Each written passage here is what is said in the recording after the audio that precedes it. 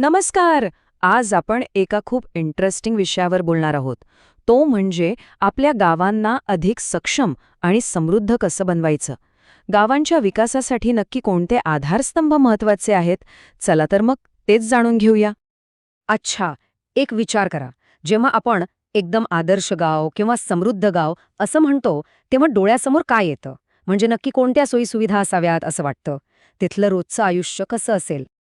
तर ही जी कल्पना आहे ना, ती प्रत्यक्षात आणण्यासाठी सरकारने एक पाऊल उचललंय.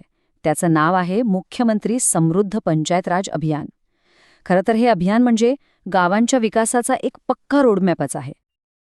आता या अभियानात बरेच वेगवेगळे घटक आहेत. पण आज आपण त्यातल्या एका खास घटकावर फोकस करणार आहोत, तो म्हणजे घटक क्रमांक 5. हा घटक आहे संस्थात्मक आणि पायाभूत सुविधांच्या विकासाबद्दल. आणि हे महत्वाचं का आहे? कारण सोपं आहे. पाया मजबूत असेल तरच त्यावर विकासाची मोठी इमारत उभी राहू शकते, नाही का? चला तर मग आता आपण थेट मुद्द्यावर येऊया.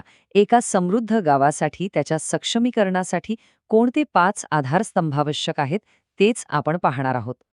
तर हे 5 आधारस्तंभ म्हणजे पहिलं सुविधा, दुसरं शिक्षण, तिसरं मनोरंजन, चौथं शाश्वतता आणि 5वं आरोग्य. आता आपण या प्रत्येक मुद्द्यावर थोडं सविस्तर बोलूया, एक एक करून समजून घेऊया. बरं, कुठल्याही विकासाची पहिली पायरी काय असते? तर ती असते एक मजबूत पाया. म्हणूनच आपला पहिला भाग आहे प्रशासकीय आणि पायाभूत विकासावर. याचा अर्थ काय? सोप्या भाषेत सांगायचं तर गावाचा कारभार एकदम व्यवस्थित चालायला हवा. लोकांना पाणी, वीज यांसारख्या मूलभूत गोष्टी सहज मिळायला हव्यात. सरकारी योजनांचा फायदा थेट त्यांच्यापर्यंत पोचायला हवा. आणि हे सगळं होण्यासाठी आधुनिक प्रशासन आणि चांगल्या पायाभूत सुविधांची गरज असतेच. यामध्ये मुख्यत्वे 2 गोष्टींवर लक्ष केंद्रित केलं आहे. एक म्हणजे ग्रामपंचायत ऑफिस एकदम अपडेटेड आणि सर्व सोयींनी युक्त बनवणे.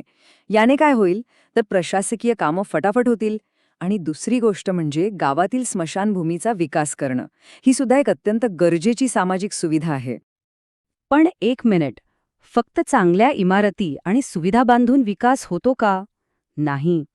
विकासाचा खरा अर्थ तिथल्या लोकांच्या प्रगतीमध्ये दडलेला असतो. म्हणूनच आपला पुढचा महत्वाचा टप्पा आहे सामाजिक आणि आरोग्य विकास.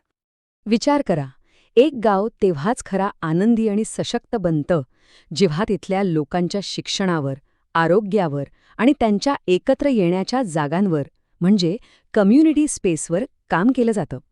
ही खरं तर लोकांमध्ये केलेली एक प्रकारची गुंतवणूकच आहे, कारण लोक सक्षम झाले की गाव आपोआपच प्रगती करतं. मग यासाठी काय करायचं? तर 3 मुख्य गोष्टी आहेत.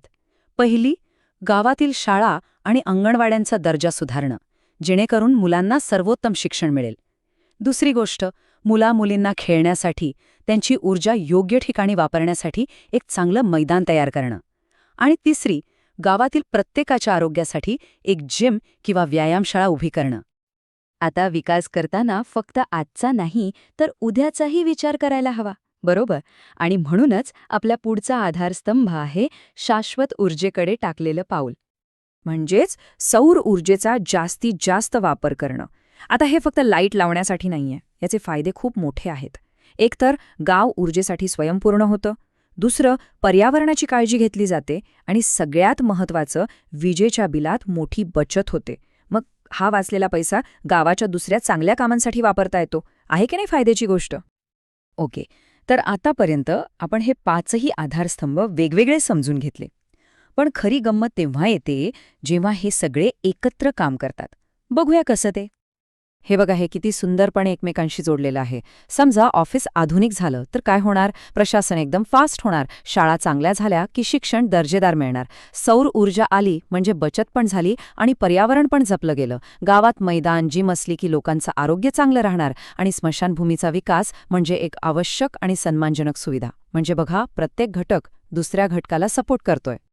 म्हणजेच थोडक्यात सांगायचं झालं तर हे 5ही आधारस्तंभ जेव्हा एकत्र येतात तेव्हा फक्त काही गोष्टी तयार होत नाहीत, तर एक संपूर्ण गाव घडतं.